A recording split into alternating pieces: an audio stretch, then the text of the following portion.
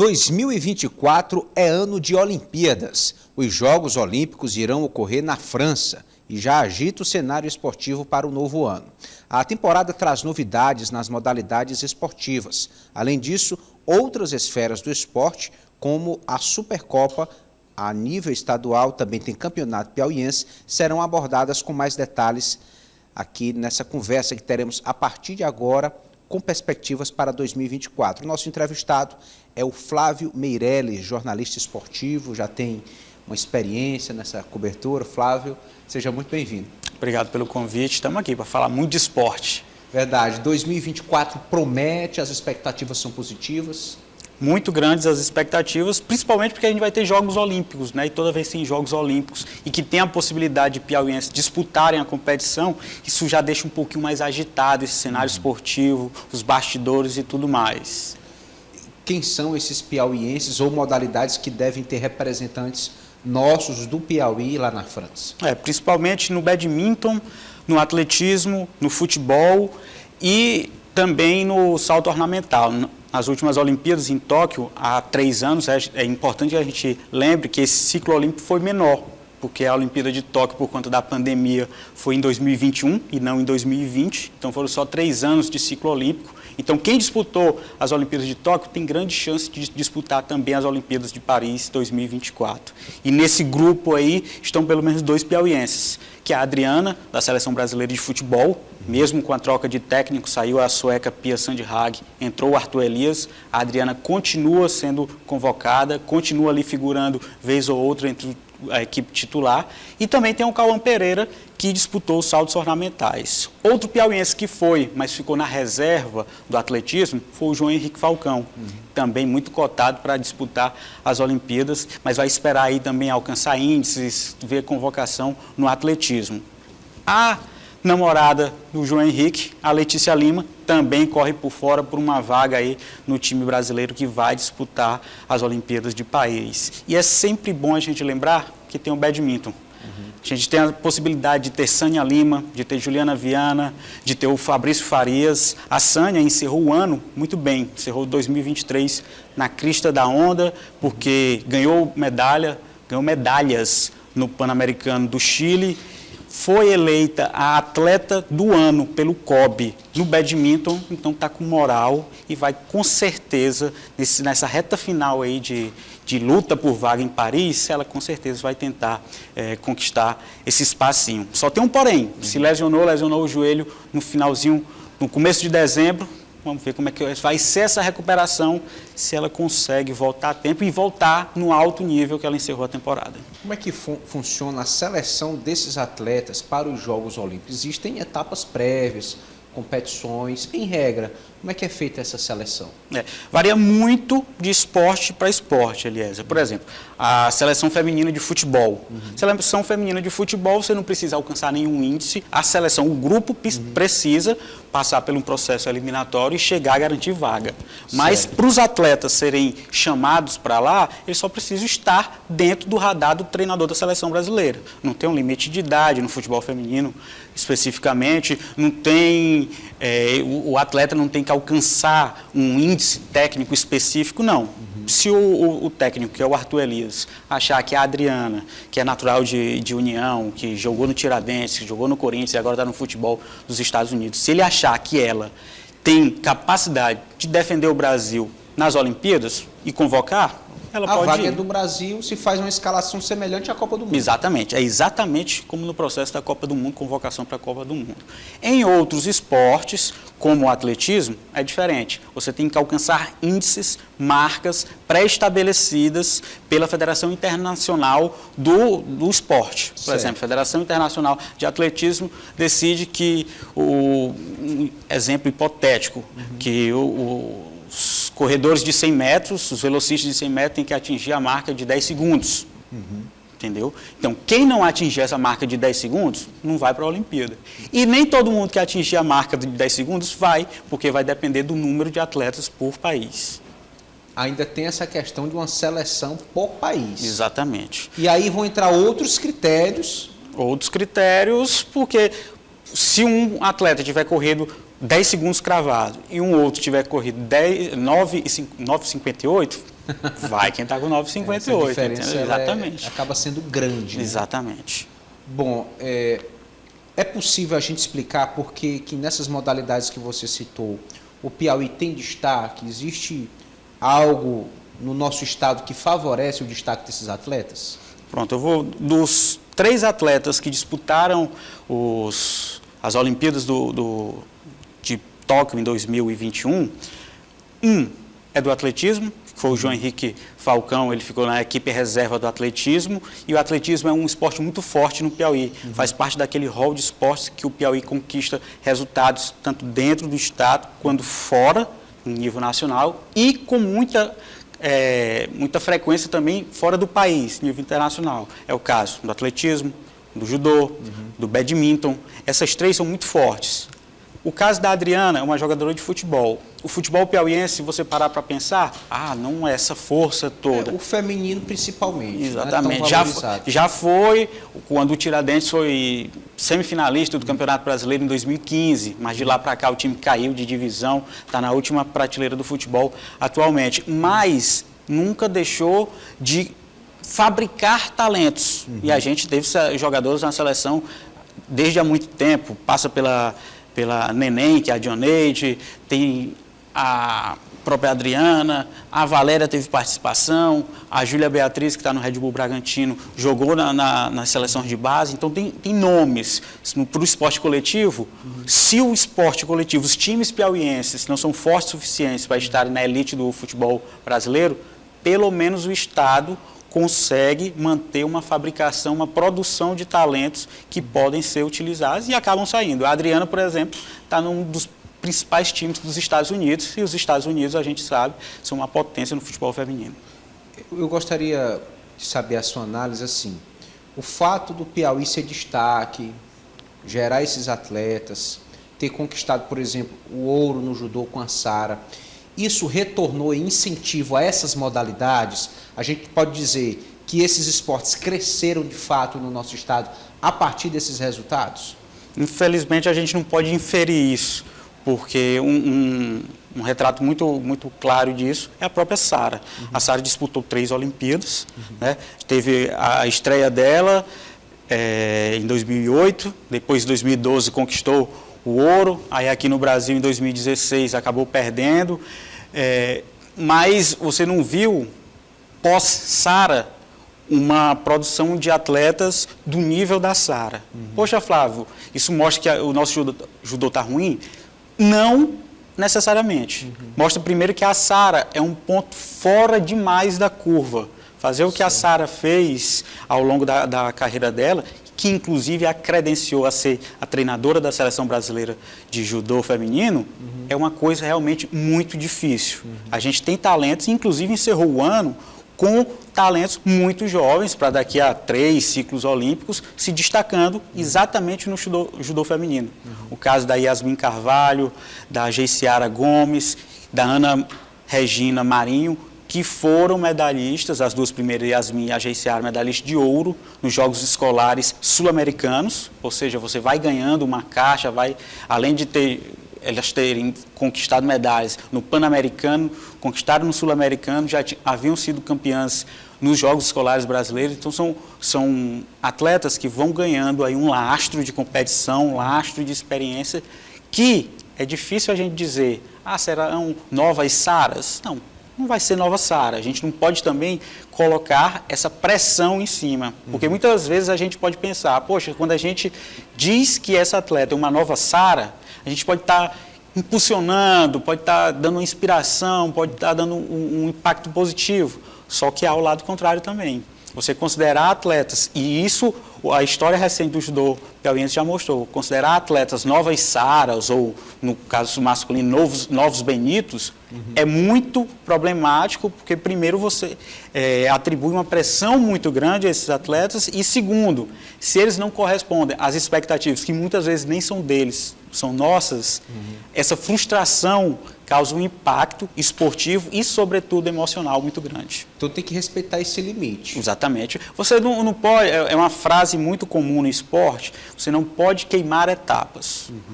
Vamos indo etapa por etapa. Então, no juvenil, está no sub-15, Então vamos trabalhar isso aí, sub-15, sub-17. A Sara, como eu disse, ela foi um ponto fora da curva, um prodígio. Ela disputou a primeira Olimpíada dela com 18 anos, era sub-20. No ano seguinte foi campeã mundial, no outro ano foi bicampeã mundial júnior. É muito fora da curva. Nenhuma brasileira fez o que a Sara fez na história. Então a gente também não pode pressionar atletas do judô para que sejam novas Saras. Em outras modalidades, a gente já tem um ponto diferente. Por exemplo, o badminton, que o Piauí hoje, junto com São Paulo e Rio de Janeiro, são os 3 grandes estados competidores de badminton. E tem atletas sempre no topo das categorias. Um exemplo, a Sânia, que eu falei, mas tem o Fabrício, os irmãos Farias, tem a Juliana, tem a própria irmã da Sânia, a Sâmia Lima, que são competidores e competidoras que sempre se mantiveram no topo do ranking e que estão, aí sim, num estado muito forte nesse esporte. Então, eles podem vir, mas até isso é difícil, porque como a classificação para as Olimpíadas, no caso do badminton, é via ranking, é muito difícil também chegar lá. É muito interessante a gente compreender esse processo, porque nós vivemos a emoção de ter uma conterrânea campeã olímpica e aquilo realmente mexeu muito com a gente, elevou a nossa autoestima e a gente fica com a perspectiva de viver aquilo novamente. Mas, como o Flávio está detalhando, são várias etapas, é o tempo, é o desempenho pessoal, é o contexto do momento, ou seja, um conjunto de variáveis que precisam ser respeitadas. Verdade. É claro que, pelo menos estruturalmente, do ponto de vista físico, melhorou muito. Antes da medalha da Sara, da medalha de ouro da Sara em Londres, o Teresina não tinha o ginásio que tem lá no Saci, sim, que leva o nome da Sara, o ginásio de lutas que tem na Zona Leste de Teresina, que também leva o nome da Sara. Então, pelo menos o esporte ganhou casas. Um professor, quando vai ensinar, olha, vocês podem conseguir, exato, porque a Sara conseguiu. Conseguiu. E vocês têm uma estrutura que a Sara não teve. A Sara não teve ginásio lá no Saci, ginásio na Zona Leste, específico, exclusivo para as lutas. Agora se tem. Agora a gente tem que ter a consciência de que, já que a gente já tem estrutura física, que a gente tem o poder econômico para bancar o esporte. Falta muito da esfera pública e falta muito também da esfera privada, de incentivo para que o esporte, sobretudo o esporte olímpico, porque quando a gente fala de futebol, o futebol capengando, bem ou mal, sempre tem um patrocínio. Os esportes olímpicos, os esportes amadores, você tem que sempre... Por mais que tragam até resultados melhores, exatamente, enfrentam essa dificuldade. Enfrentam muita dificuldade quando você leva em conta a questão financeira. Bom, agora falando de Supercopa, as expectativas para a realização agora em 2024. A Supercopa vai reunir aí um clássico paulista que assusta demais o Palmeiras, né? O Palmeiras multicampeão dos últimos anos, mas sempre teve, ao longo aí dessa era Abel, o São Paulo como uma pedra no sapato. Por que a gente está falando de São Paulo e Palmeiras? Porque o Palmeiras ganhou o Campeonato Brasileiro e o São Paulo ganhou a Copa do Brasil. Eles vão se enfrentar em Brasília para a disputa da Supercopa. Só que antes disso a gente tem também, né, toda a definição de mercado, de contratações e tudo mais. Então tá tudo numa loucura ao redor disso. A Supercopa, ela serve como referência para outras disputas também? Qual é o impacto que ela tem no cenário mais amplo do futebol brasileiro? Eu costumo falar que a Supercopa ela é um torneio quase que amistoso, sabe? Por exemplo, mas que coloca frente a frente 2 times que tiveram resultados importantes no ano anterior. Em 2023, a Supercopa foi disputada por Flamengo e Palmeiras. O Palmeiras venceu e, além da Supercopa, venceu outros 2 campeonatos. O Campeonato Paulista no primeiro semestre e o Campeonato Brasileiro no segundo semestre, quando todo mundo já esperava que o Botafogo fosse campeão. O Flamengo, por sua vez, disputou a Supercopa e não conquistou nenhum título em 2023, que ninguém esperava que acontecesse, já que é o melhor elenco, que é a maior folha salarial, que é a maior lucratividade do futebol brasileiro. Hoje o Palmeiras tem mais poder aquisitivo e força do que o São Paulo. Só que o São Paulo, voltando a Libertadores, com toda uma mística ao redor da Libertadores, que tem um São Paulo, um tricampeão da competição, tenho certeza que a diretoria vai correr muito para reforçar esse elenco, manteve o treinador, que é o Dorival, que é um ótimo treinador, então tem uma perspectiva muito grande. Se vencer o Palmeiras na Supercopa, aumenta na questão anímica. Poxa, batemos o campeão brasileiro, o atual campeão da Supercopa, então isso pode ser a porta, pode ser uma janela para uma temporada mágica tricolor. Se não vencer, pode também afetar o anímico, mas pode ser levado como, poxa, Supercopa é só um jogo, não é uma coisa que você tem um planejamento absurdo. É diferente, por exemplo, do próprio Campeonato Brasileiro. Exatamente, é bem diferente de você disputar uma Copa do Brasil, um Campeonato Brasileiro, uma Libertadores, que é um planejamento muito grande, que são torneios que concedem aos clubes uma boa grana, muita grana mesmo. Então a Supercopa, para mim, é um torneio amistoso, mas que, para quem ganha, já levo essa questão anímica lá para cima. Eu gostaria de abordar um pouco da nossa realidade local, campeonato piauiense, a expectativa para a edição de 2024. 2024 vai ser muito legal e a gente vai ter aí o River de volta a competições nacionais. O time foi campeão em 2023, vai ser o único time que vai disputar 4 competições em 2024, porque vai ter pela frente o Campeonato Piauiense, a Copa do Nordeste, a Série D do Campeonato Brasileiro e vai ter Copa do Brasil. Larga nesse começo, nesse pré-campeonato, como grande favorito. Aí você pode me perguntar, poxa, Flávio, por que você está falando isso? Porque foi campeão em 2023? É uma consequência de ter sido campeão em 2023, porque com isso o River vai ter cotas da Copa do Nordeste e da Copa do Brasil. Isso vai render ao time um bom dinheiro para os cofres, que vai possibilitar a equipe contratar jogadores de muito mais peso, muito mais qualidade do que seus concorrentes. Por exemplo, o River se planejou para apresentar o elenco 2 semanas antes do Réveillon. O 4 de julho não definiu nem técnico e nem data de apresentação. Uma hora dessa, o 4 de julho não sabe o que vai fazer para o Campeonato Piauiense e há um risco, sério risco, de que o time nem dispute o Campeonato Piauiense. Mesmo com vaga garantida. Exatamente. O que é uma loucura se você imaginar que em 2021 o 4 de julho estava fazendo história na Copa do Brasil, ganhando muita grana porque estava passando de fase, enfrentou o São Paulo, chegou a vencer o São Paulo aqui no Albertão e do nada o dinheiro desapareceu. 3 anos depois o time corre um risco muito grande de não disputar o Campeonato Piauiense. Além do River, que está estruturado, que voltou a ser campeão, que vai ter grana em 2024, tem outros 2 times que também largam um pouquinho acima dos outros. Um é o Fluminense, que foi vice-campeão estadual no ano passado, em 2023, vai disputar também a Copa do Brasil, não vai receber uma granazinha boa, pelo menos para garantir aí, para assegurar esse primeiro semestre, e vai disputar, além do Piauiense da Copa do Brasil, a Série D no segundo semestre. Quem também vai disputar a Série D, e aí já num status diferente, é o Altos, porque o Altos, muita gente meio que esperava, que imaginava, poxa, se o Altos não cair da Série C para a Série D em 2023, não vai cair mais. Porque o planejamento, você percebeu ao longo do ano que não foi muito bom. Não teve aquele encaixe, teve muita troca de treinador e tudo mais. O time desce de divisão, vai disputar a Série D, a gente vai ter 3 equipes piauienses na Série D, o que é bom para o futebol piauiense, não é bom se você olhar pelo ponto de vista, poxa, só vai ter 3 porque caiu um. Mas enfim, são chances a mais de um time piauiense voltar à Série C do ano que vem. Detalhe importante para esse campeonato piauiense de 2024, metade dos treinadores que vão disputar a competição nunca trabalharam no futebol piauiense. O técnico do River, o Fabiano Soares, nunca trabalhou aqui. O técnico do Coriçaba, o Agostini.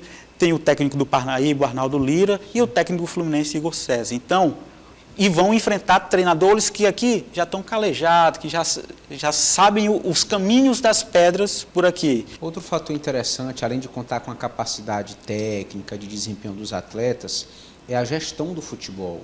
Como é que você avalia a gestão hoje dos clubes, da própria Federação de Futebol do Estado do Piauí?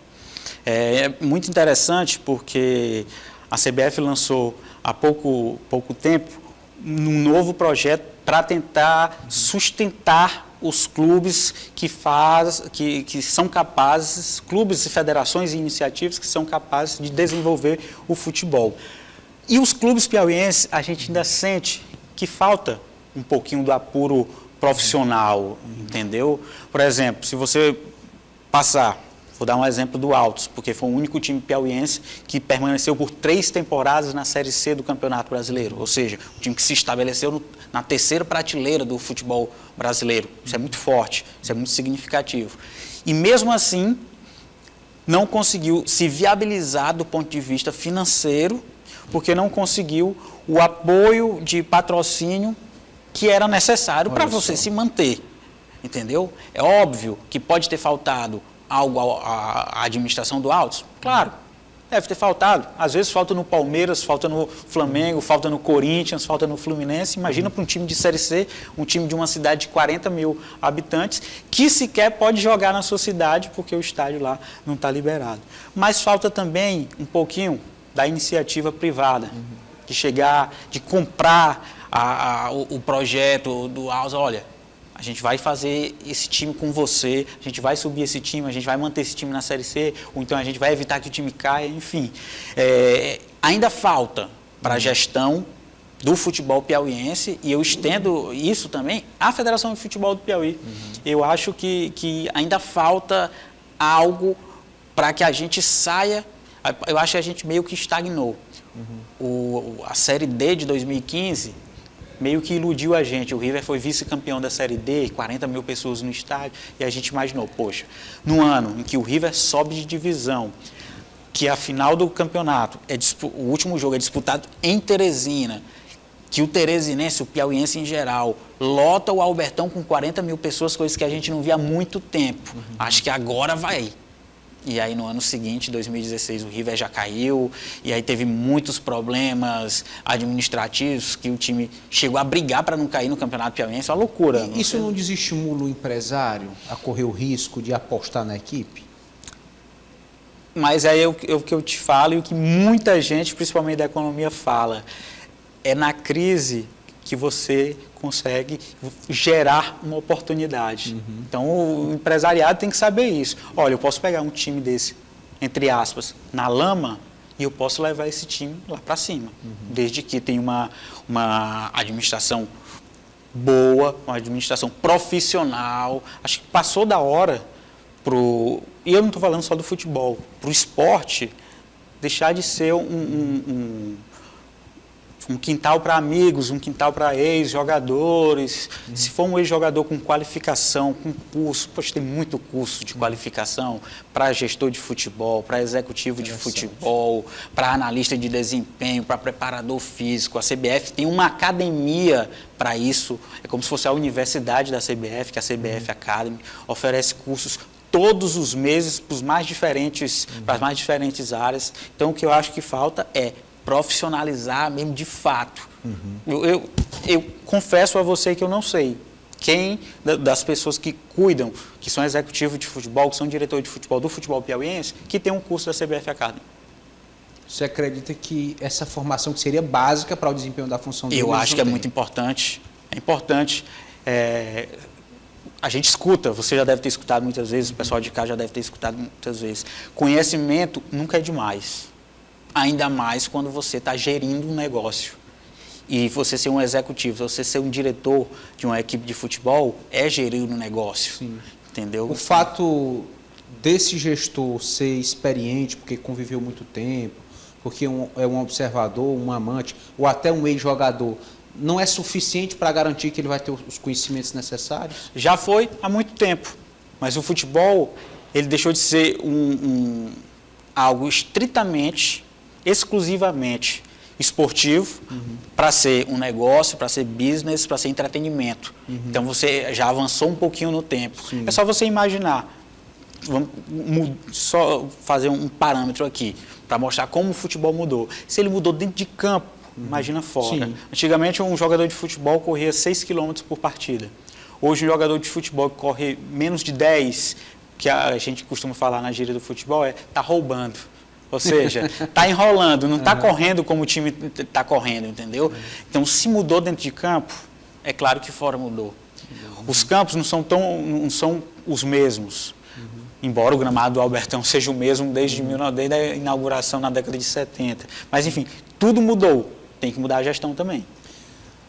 A história do Flamengo do Piauí, o fato do time ter perdido patrimônio e muitas dúvidas relacionadas às gestões que passaram pelo Flamengo também não maculou um pouco, não desestimulou a iniciativa privada ou até atletas e amantes do futebol também? Não seria um ponto negativo? Ah, com certeza. A história do Flamengo é muito triste. Que eu digo porque eu joguei futsal pelo Flamengo, eu cobri o Flamengo durante muito tempo enquanto era repórter. É triste ver um time que rivalizava e que é protagonista do maior clássico do futebol piauiense, tá às mínguas, vai disputar de novo uma Série B de campeonato piauiense, perdeu o patrimônio, não tem sede, você não sabe. Imagina, você não consegue fazer uma notificação judicial para o Flamengo, porque o Flamengo não tem sede. Para onde é que você vai mandar a notificação? Olha só. É loucura, entendeu? Um time que tinha sede, teve a sede no Pirajá, depois mudou para a Zona Sul de Teresina, vendeu e pronto, acabou. E as temporadas seguintes, fruto de gestões equivocadas, de negócios mal feitos, transformaram o time numa equipe que brigou para não cair até que finalmente caiu. Uma coisa é certa, Eliezer, se você faz um ótimo planejamento, você não tem certeza de que vai conquistar títulos, de que você vai subir de divisão. Mas se você faz um péssimo planejamento, uma péssima execução, a chance de você cair, de você ser rebaixado, de você não obter sucesso, é de quase 100%. Para o bem, tudo é mais difícil. Para o mal, é certeza, entendeu? Isso. E além do Flamengo, a gente fala muito do Flamengo, porque o Flamengo é o segundo time com mais títulos no Campeonato Piauiense, tem a maior rivalidade do estado, que é contra o River. Mas a gente tem que lembrar do Piauí também. O Piauí foi um dos maiores vencedores do futebol piauiense, e o Piauí também está na Série B aí há 2 temporadas, e sofrendo, e deixando de subir, como foi na temporada de 2021, porque errou a escalação de jogador, o jogador jogou suspenso. Quando eu falo de profissionalismo é isso. Não existe a possibilidade de um time estar brigando para subir, para voltar à elite do Campeonato Piauiense, onde você já foi multicampeão, campeão seguido, como foi na década de 60, e você deixar entrar em campo um jogador que está suspenso. Isso não existe. É loucura. É gestão equivocada, é planejamento ruim, é execução mal feita. Muito bem. E a imagem do futebol do Piauí perante os outros estados, tem como a gente mensurar de alguma forma? Olha, um bom termômetro para isso é a Copa do Nordeste. E o River vai ter uma grande chance, porque vai disputar o Nordestão depois de alguns anos.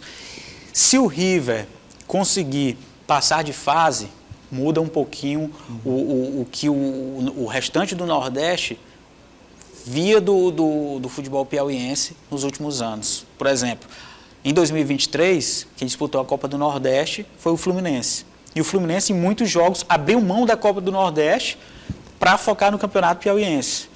O que é meio difícil de entender, como é que você abre mão de um campeonato que, em caso de classificação, te garante uma grana muito boa para você ficar de olho no Campeonato Piauiense. É difícil de entender, mas aconteceu, enfim, do Fluminense entrar em jogos da Copa do Nordeste com um time quase que 100% reserva. O River, eu duvido, na verdade eu me recuso a acreditar que faça uma campanha tão ruim quanto foi a campanha do Fluminense em 2023. E é um time mais forte, um time que tem mais torcida do que o Fluminense, isso também faz muita diferença, e um time que tem, sobretudo, mais tradição do que o Fluminense. Ou seja, tem muito mais elementos para levar a equipe, levar esse elenco a uma campanha melhor no Nordestão do próximo ano. E outras coisas que podem trazer aí bons frutos e olhos mais carinhosos, digamos assim, no futebol piauiense, é avançar de fase na Copa do Brasil.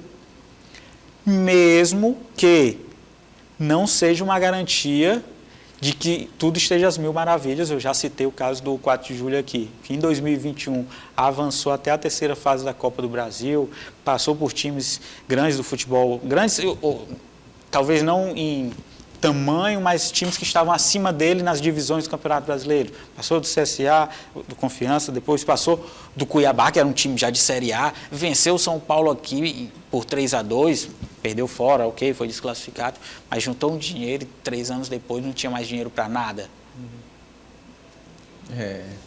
Bom, o assunto é longo, é rico. Eu acho que em 2024 a gente tem que continuar acreditando nas mais diversas modalidades esportivas do Piauí, acreditando e torcendo pelos nossos atletas, porque com todas as dificuldades nós ainda temos potenciais que podem nos representar muito bem. Com certeza. A gente torce para que o futebol piauiense volte a ter uma fase boa. Foi assim quando o Alto subiu, foi assim quando o River passou de fase, um dos primeiros times a passar de fase na Copa do Nordeste. Foi assim quando o próprio River foi vice-campeão da Série D, uma coisa que nenhum outro time piauiense fez. É assim que a gente espera que outros esportes, principalmente os esportes individuais, que facilita, né, rendam também felicidades, principalmente essas modalidades que a gente está acostumado e que está torcendo para que vá para as Olimpíadas. No caso do atletismo, do badminton, do Cauã nos saltos ornamentais e a Adriana, que é um esporte coletivo, mas a Adriana, ela carrega nela todo o teresinense, todo o povo de União, todo o povo do Piauí no peito, embora ela não seja do esporte individual, mas é uma piauiense, né, na seleção, no esporte coletivo. Acho que vai dar certo. Assim, quando você for passar o fim de ano na praia, naquelas pular as ondinhas, pede um ano esportivo mais bacana para o piauiense, cruza os dedos e pede também aí para ter piauiense nas Olimpíadas, porque é sempre bom. A gente já falou do exemplo da Sara. Não repercutiu esportivamente num curto prazo, mas com o estabelecimento de estrutura física, pode ser que daqui a alguns anos a gente veja aí as próprias meninas que a gente citou aqui, a Yasmin e a Geiciara, que possam ser novas representantes aí em seleção brasileira, em campeonatos mundiais, e chegar até em Olimpíadas, por exemplo. O programa especial Perspectiva 2024 da Udia TV fica por aqui. Nós agradecemos a sua audiência. Um feliz ano novo.